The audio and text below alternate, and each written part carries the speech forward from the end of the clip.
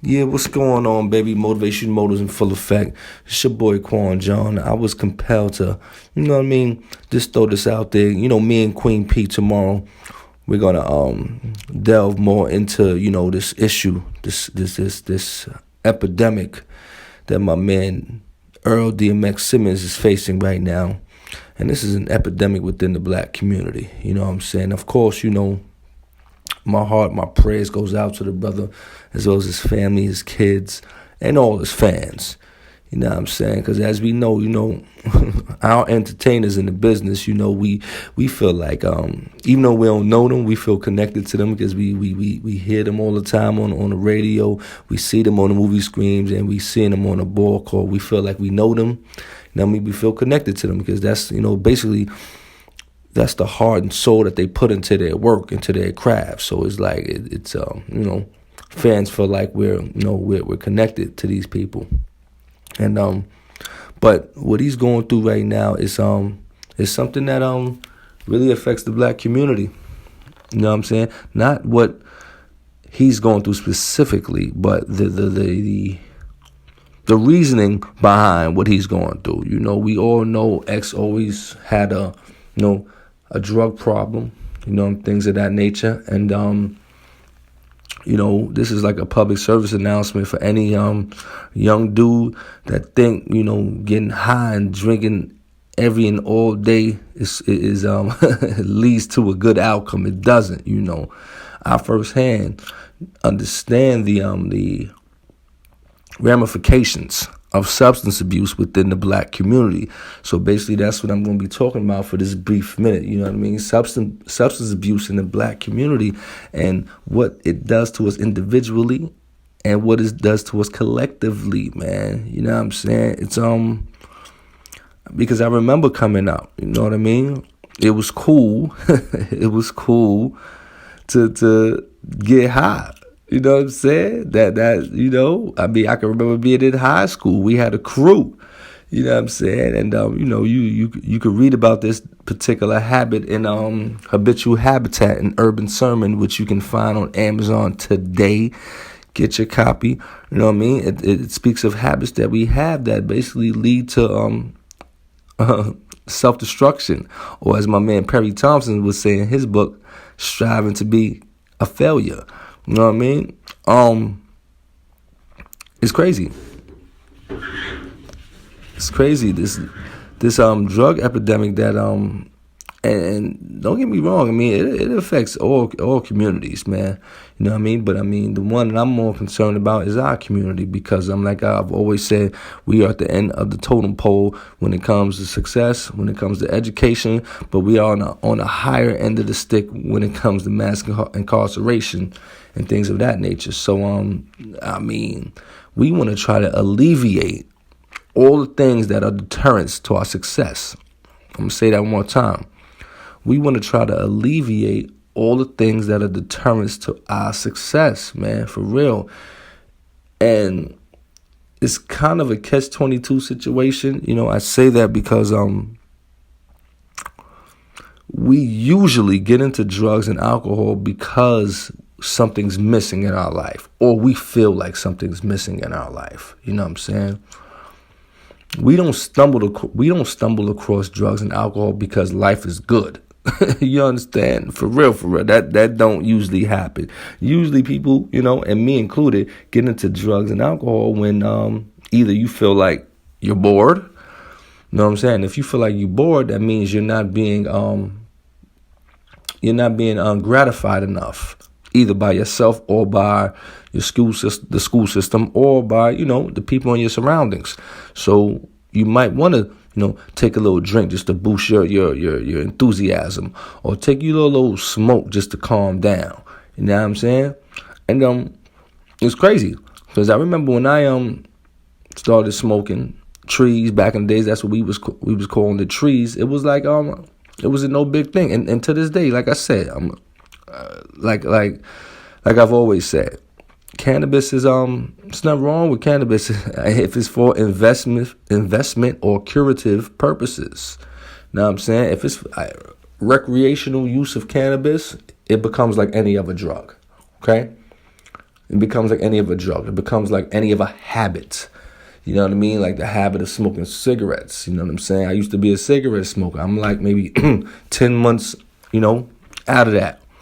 And when you think of cigarette smoking, people think some habits are worse than others, and maybe they are.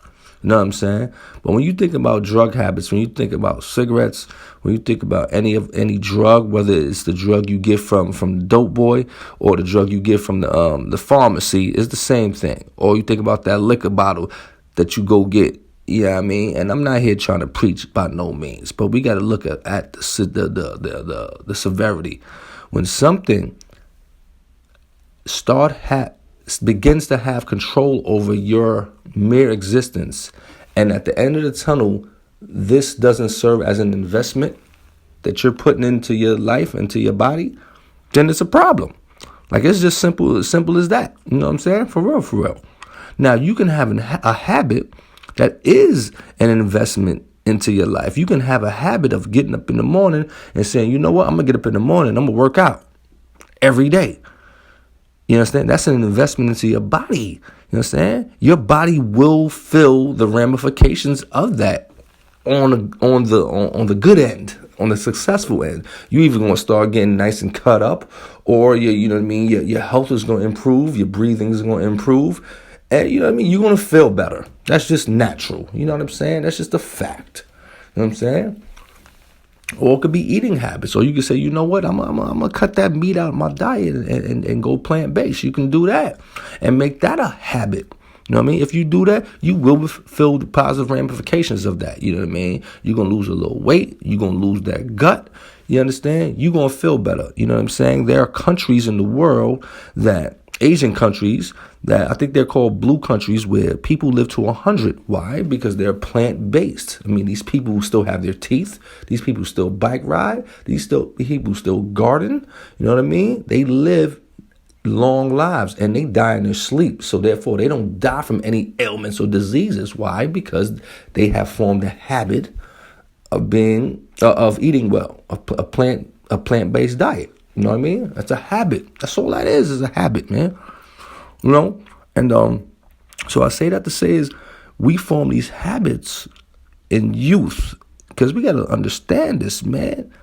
Nobody usually, think about this, people.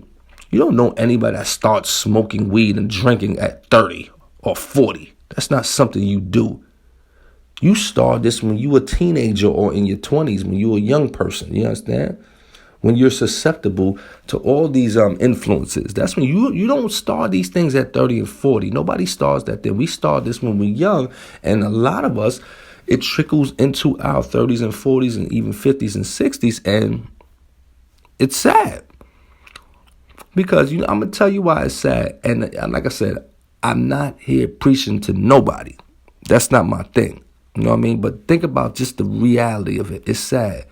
If you've been doing something since you was 15, 18, or 20, or 25, and it has not benefited you for the last 30, 40 years, one, you're an addict.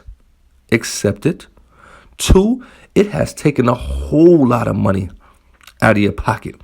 And if it's taking a whole lot of money out of your pocket, if you have children, it has taken a whole lot of food off their plate. You understand? Just be realistic about this situation. If you've been doing something since you was a teenager or 20, 25 years old, and now you are 40, 50, 60 years old, and you still doing it, and it has not benefited you, it has not. When I say benefit you, let's keep it all the way funky. We are out here striving to get more paper in our pocket. You know what I'm saying? For real. And because we believe that more paper in our pocket will give us more happiness. And with this more happiness, we'll live more comfortably. You know what I'm saying? And our children will be better off when we're not here. I think that's what the normal person is doing on a day-to-day basis. Normal person. You know what I'm saying? Everybody's not doing that. But I think the normal average person is doing that. Okay. With that being said, if this habit, let's just take away what it actually is, drugs, alcohol. If this action or habit if I can't look into my bank account and say, wow, Look at that $50 to $100,000 that I have gained by way of this habit and this action. If I can't do that, for the last 20, 25, 30 years, I've been failing. I've been throwing my money away. Okay? I was just like the other day I was I was talking to my man, my homeboy. Like my best friend, actually, you know what I mean? Well, we wasn't talking. It was an audio recording, and we was talking about the ex situation, and I'm like, damn, that's sad. You know what I'm saying? And I said to him, I had to really think about it because, me and him, we ran together for years. That's my boy. It's my dude. And, we did everything, included with running together. You know what I'm saying? And I said, yo, man, you got to think about it like this. A person that is, I don't know, doing drugs. I mean, I'm not going to say weed because cannabis, you know what I mean? It could be for curative and spiritual purposes. But if someone is getting high, whether it be cocaine, whether it be crack, whether it be heroin, methamphetamine, popping pills, if you are doing this, I don't care if you're doing it only on the weekend. You are trying to kill yourself. This is a harsh reality that drug addicts have to realize. You are trying to kill yourself. However, you're just not man or woman enough to do it quickly. You understand? You're not man or woman enough to go to the top of the building and jump. So you know what? You're gonna put something in your body that's gonna inevitably kill you. Okay? Straight up and down. And like I said, I'm gonna say once again, I'm not preaching. Because I was a victim of substance abuse. So I can talk about it from the clear state of mind right now. You know what I mean? For real. And and like I say, my prayers go out to my man X. You know what I mean? But, let's say, because right now they saying they don't know if the drugs absolutely was the cause to the heart attack. We don't know. However, we do know. Now, this is the thing. When you putting these drugs in your body, you understand? Right now, your heart is beating, but you can't see it. Right now, your lungs is functioning, but you can't see it. Right now, your brain has activity, but you can't see it. You understand? So, when you are putting these things into your body, you can't see how it's affecting your body. You don't know how it's affecting your heart. You don't know how it's affecting your lungs. You don't know how it's affecting your brain. You understand? You have no idea. Straight up and down. So who knows if all these years of drug abuse and his body finally gave out. He could have took a little hit or something and boom, that was the last thing it needed. You understand? To push it over. Boom, done. You understand? And it's a sad situation, man, because, I've been seeing X in recent interviews for the past 6-7 months, and he got his weight up. You can see his mind was effective. You understand? It seemed as though he had, because I don't feel like you ever conquer it, that he had looked at it in its eye and said, yo, I am an addict, and I don't want to be that way anymore. Because you want to know something? I'm not going to say it's a simple process, but it's a simple answer you can give yourself. You understand? Hey, I am an addict. You understand? And some people want, they scared of that word because no one wants things to have control over them. Okay? And I understand that. No one wants things to have control over them. However, there are a lot of things that have control over you. You know what I'm saying? You're just not accepting it. You know what I'm saying? For real. Let's keep it all the way funky. If you have a job where you are getting up and going to someone's business or company and putting in your hours of work, that company and that job has something that has control over you. Because there's some days, you like, I want to go there. You know what I mean? But you're like, damn, I got to go get this money. So that has control over you. You won't accept it, but it's the truth. You know what I'm saying? You know what I mean? Or if you are that person like I was, when you get up in the morning, first thing you need is a cigarette. That means that Newport company has control over me because I'm feeding and I'm putting money in their pocket by even forming this habit. You know what I mean? This cigarette has control over me. You understand? You know what I mean? Or, it can be any type of addiction or habit. Food, gambling. Like I said, anything that takes away, any habit that takes away from you in the long run, it's not a good thing. And I think as when you get to be in your, I don't know, I would say late 30s, mid 30s at least, you start thinking about what you are doing on a daily basis that adds or takes away from your life. I think if you're keeping the company of positive people, and I think if you're in therapy, or you're doing some reading, or you're doing some soul searching, you will start asking yourself these operative questions. You understand? What am I doing on a daily basis that is either adding or taking away from my life? You understand? And I really believe if you're in your mid 30s or early 40s and you're not asking yourself these questions, I'm a firm believer that it's not when you get it, as long as you get it. However, you know what I'm saying? Some things in life that when you get them later on in life, they are irrelevant. You've already, it's like you've already, you got past that plateau that you didn't even, recognize. You understand? You've got past this time in your life where, all right, you missed that boat right there. You know what I'm saying? And your man Dr. Boyce Watkins, big up to Dr. Boyce, you know what I'm saying? That's the dude that I follow as far as my economic situation and my stock investments are concerned.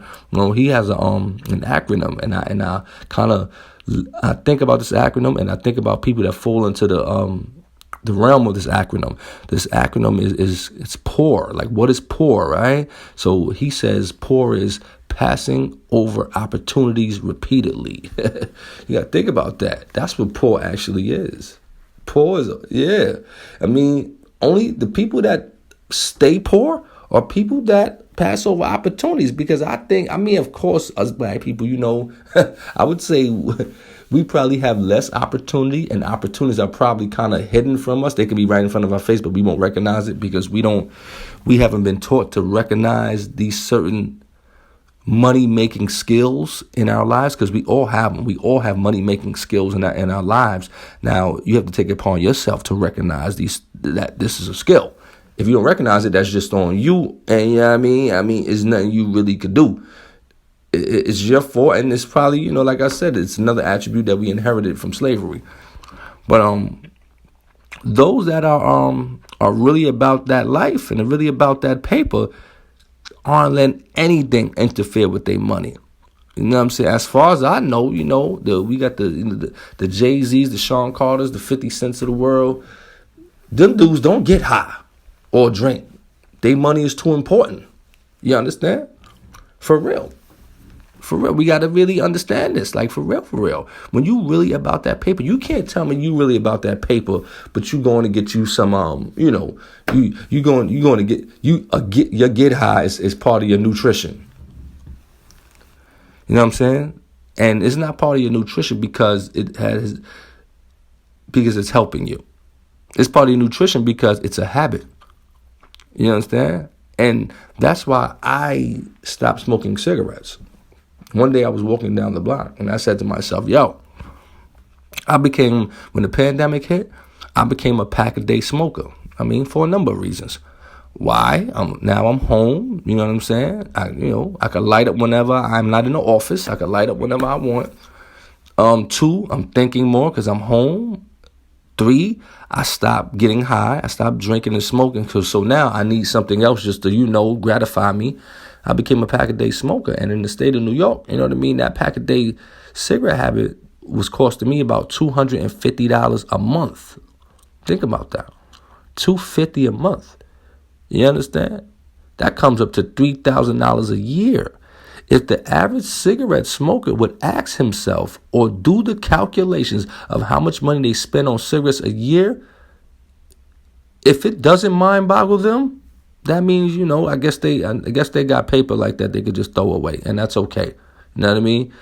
For real. But if you could just throw away $3,000 on something that's not benefiting you, well, that's what I'm saying. See, that's where it gets sticky and touchy when we talk about these habits.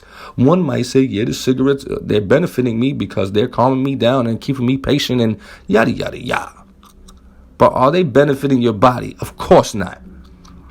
Of course not.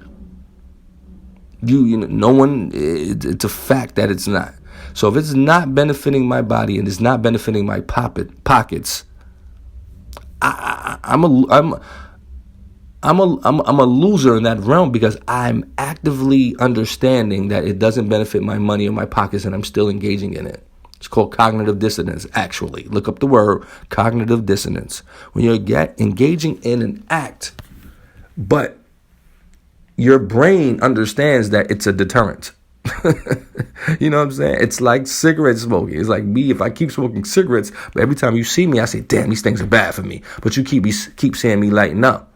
When my action and my mind don't coexist and they don't correlate with one another, that it's a form of dissonance. You know what I'm saying? So it's crazy, man. Big up to my man X, man. Big up to the legacy he has left for his children, whether he makes it or not. You know, big up that dude because he really brought something to the culture that I don't think no one else could have brought.